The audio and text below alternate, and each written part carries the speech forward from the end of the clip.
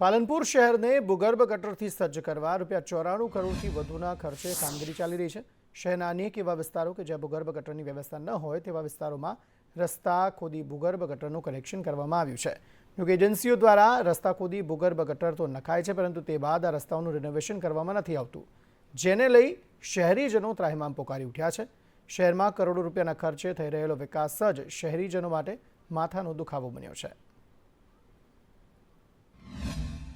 એ જે ગટરનું કામ ચાલુ થયા પછી એ જે ખાડા ખોદ્યા અને એના પછી એનું યોગ્ય નિરાકરણ ના આવવાના કારણે વારંવાર એના ઉપર જે વાહનની અવરજવર થાય અને ધૂળની ડમરીઓ ખૂબ બધી ઉડી રહી છે।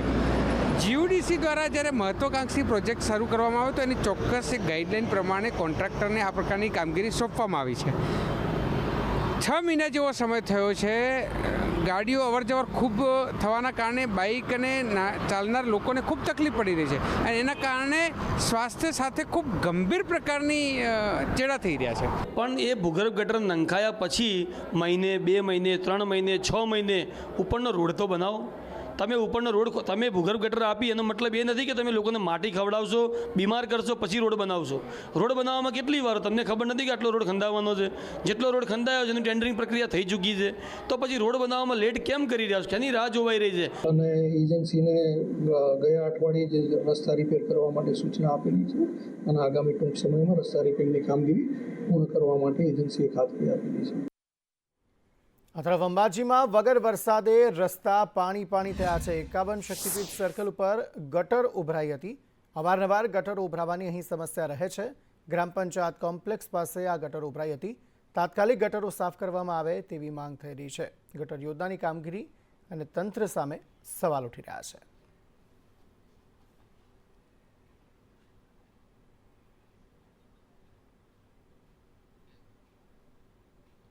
દાહોદના ભીલવાડા ગામે દબાણ દૂર કરવાની કામગીરી કરવામાં આવી। પોલીસ બંદોબસ્ત સાથે પાલિકાએ દબાણ હટાવ્યું હતું। સરકારી જમીનમાં ઊભા કરાયેલા દબાણો અહીં તોડી પડાયા હતા। દબાણ હટાવવા 1 મહિના અગાઉ નોટિસ પણ આપવામાં આવી હતી। જોકે નોટિસ બાદ દબાણ ન હટાવાતા પાલિકાનું બુલડોઝર અહીં ફરી વળ્યું છે। Smart city road upgradation project અંતર્ગત રસ્તા પૈકીના જે કોઈ પણ દબાણ હતા અને જે લાસ્ટ ડ્રાઈવમાં બાકી રહી ગયેલા હતા એમને સૂચના અને નોટિસો આપ્યા બાદ આજે દબાણ દૂર કરવાની કાર્યવાહી હાથમાં ધરવામાં આવેલ છે। આમ આદમી પાર્ટીના નેતા ચૈતર વસાવાના બુટલેગર સાથે ઠુમકા। સુરતના એક પ્રસંગમાં બુટલેગર સાથે તેઓ નાચતા જોવા મળ્યા। ચૈતર વસાવાના ખભે હાથ મૂકીને આ બુટલેગર નાચી રહ્યો હતો। વિડીયોમાં દેખાતો બુટલેગર કોસંબાનો બુધો ઉર્ફે બુધિયો હોવાનું સામે આવ્યું છે। ધારાસભ્ય પણ છે ચૈત્ર વસાવા અને આમ આદમી પાર્ટીના નેતા પણ છે। તેવામાં ધારાસભ્ય અને બુટલેગરના ડાન્સનો આ વિડીયો વાયરલ થયો છે અને લોકો અનેક સવાલ આ મામલે કરી રહ્યા છે।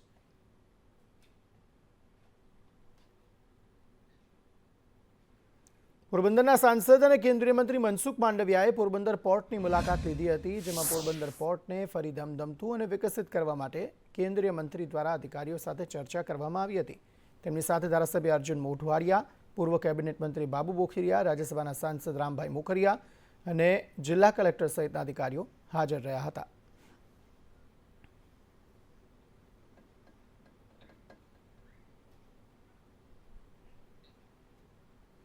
સાબરકાંઠાના સાંસદ શોભના બારૈયા દ્વારા ક્ષત્રિય સમાજની 121 દીકરીઓના નિઃશુલ્ક સમૂહ લગ્નોત્સવનું આયોજન કર્યું હતું, જેમાં મુખ્યમંત્રી ભૂપેન્દ્ર પટેલ, દીવ દમણ પ્રશાસક પ્રફુલ્લ પટેલ સહિતના નેતાઓ હાજર હતા।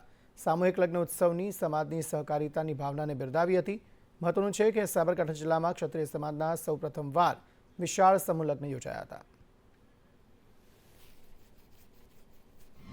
કન્યાઓનો 121નો મોટો સમૂહ લગ્ન થઈ રહ્યો છે, જેમને શોભનાબેન મહેન્દ્રસિંહ બારૈયાના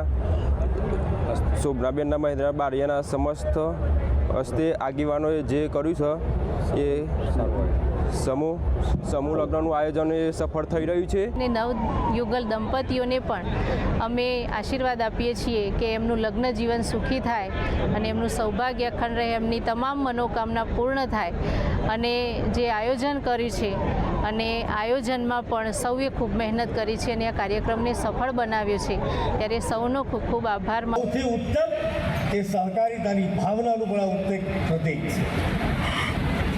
અનેક દાતાઓએ જેનાથી જેટલું સંભવ બન્યું હોય ફૂલ લાખણી આપી અને આ યજ્ઞની અંદર આહુતિ આપી અને આ નવ દંપતીઓ માટે એમાંથી જેટલું બની શકે એટલું આપવાની કોશિશ. કચ્છમાં બાગાયતી ખેતી દ્વારા કૃષિ ક્ષેત્રે એક બાદ એક અવનવા વિક્રમ સર્જાઈ રહ્યા છે, ત્યારે અગણિત વિક્રમોમાં ટોચ પર કહી શકાય એવા સ્ટ્રોબેરીની ખેતીએ કચ્છને એક નવી ઓળખ આપી છે. ભુજના હરેશભાઈ ઠક્કર નામના ખેડૂતે 7 એકર જમીનમાં સ્ટ્રોબેરીની ખેતી કરી અન્ય ખેડૂતોને પ્રેરણા પૂરી પાડી છે. હરેશભાઈએ શરૂઆતમાં 1 એકરમાં સ્ટ્રોબેરીનું વાવેતર કર્યું હતું, જેમાં સફળ થતાં આજે તેઓ 7 એકરમાં સ્ટ્રોબેરીનું ઉત્પાદન લઈ રહ્યા છે. કચ્છ જેવા રેતાળ અને ગરમ પ્રદેશમાં સ્ટ્રોબેરીની સફળ ખેતી બદલ સરદાર પટેલ એવોર્ડથી પણ હરેશભાઈને સન્માનિત કરાયા હતા. અમને પૂછ્યું કે શું વેધર જોઈએ તો એ લોકો ઠંડીનો એવો કીધું તો અમને એવી ઈચ્છા થઈ કે ભાઈ 2020માં અમે ત્યાં જોયું તો ત્યાં ઠંડી હોય છે, તો નવેમ્બર ઓક્ટોબર પછી તો અમારો કચ્છ ઠંડો થતો થઈ જાય છે. તો અમે પહેલા વર્ષે 18,000 એકરમાં પ્લાન વાવ્યા, એમાં અમને સફળતા મળી. પછી આગલા વર્ષે વહેલો ઓક્ટોબરથી અમે વાવેતર ચાલુ કરી નાખ્યો અને એ સિસ્ટમમાં કે નેટ બનાવી અંદર ફોગર લગાવ્યા, બોર્ડરમાં સ્વીટકોર્નની બોર્ડરો કરી અને પછી અમે જેવી રીતે પહેલા વર્ષે 18,000 એકરમાં વાવતા હતા, બીજા વર્ષે અમે સીધા 1 એકરમાં 36,000 વાવ્યા. શું કામ? પહેલી સિંગલ રો પેલી મહારાષ્ટ્રની સિસ્ટમથી વાવી અને પછી આપણે ગુજરાતી એટલે થોડુંક તો આપણે ડેવલપ કરીએ ને, એટલે અમે 2 રો કરી અને પર એકરમાં 18,000ની જગ્યાએ 36,000 વાવ્યા. રાજ્યમાં આ વખતે ઉનાળો શરૂઆતથી જ પોતાના આકરા તેવર બતાવશે. માર્ચ મહિનાની ગરમી મહામુસીબત બની શકે છે. હવામાન નિષ્ણાત અંબાલાલ પટેલનું અનુમાન છે કે 7 માર્ચથી મહત્તમ તાપમાનમાં વધારો થશે. ઉત્તર ગુજરાતમાં 38 થી 39 ડિગ્રી સુધી તાપમાન રહેશે, જ્યારે કચ્છમાં 40 ડિગ્રી સુધી મહત્તમ તાપમાન નોંધાશે. મધ્ય ગુજરાતમાં મહત્તમ તાપમાન 41 ડિગ્રી સુધી રહી શકે છે.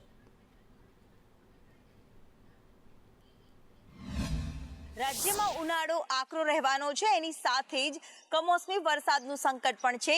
હવામાન નિષ્ણાત અંબાલાલ પટેલ આપણી સાથે છે, એમની સાથે જ વાત કરીએ. કાકા, ક્યારે વરસાદ અને ક્યારે ગરમીની અસર રહેવાની છે રાજ્યમાં? વેસ્ટર્ન ડિસ્ટર્બન્સ એક પછી એક આવી રહ્યા છે, પણ નબળા આવી રહ્યા છે. તારીખ 7 થી 10માં એક બીજું વેસ્ટર્ન ડિસ્ટર્બન્સ આવશે, જેના લીધે દેશના ઉત્તરીય પર્વતીય પ્રદેશોમાં ટોચના ભાગમાં બરફ વર્ષા અથવા કરા પડવાની શક્યતા રહેશે. ગરમી હમણાં પડી રહી છે. માર્ચ માસ છે, આ માર્ચ માસમાં ભારે ગરમી પડવાની શક્યતા રહેશે. 7મી માર્ચ સુધીમાં દેશના ઉત્તરીય પર્વતીય પ્રદેશોમાં વેસ્ટર્ન ડિસ્ટર્બન્સના કારણે ઉત્તર ગુજરાત, મધ્ય ગુજરાત, પૂર્વ ગુજરાત, કચ્છના ભાગોમાં મહત્તમ ઉષ્ણતામાન થોડું ઘટવાની શક્યતા છે. જૂનાગઢના ભાગોમાં અને અમરેલી, ભાવનગરના ભાગોમાં પણ કંઈક મહત્તમ ઉષ્ણતામાન ઘટવાની શક્યતા છે. વલસાડના ભાગોમાં પણ મહત્તમ ઉષ્ણતામાન ઘટવાની શક્યતા છે. પરંતુ 7મી માર્ચ બાદ મહત્તમ ઉષ્ણતામાનમાં વધારો થશે અને ઉત્તર ગુજરાત, પૂર્વ ગુજરાતના ભાગોમાં મહત્તમ ઉષ્ણતામાન 38-39 ડિગ્રી સેલ્સિયસ ઉપર જવાની શક્યતા રહેશે.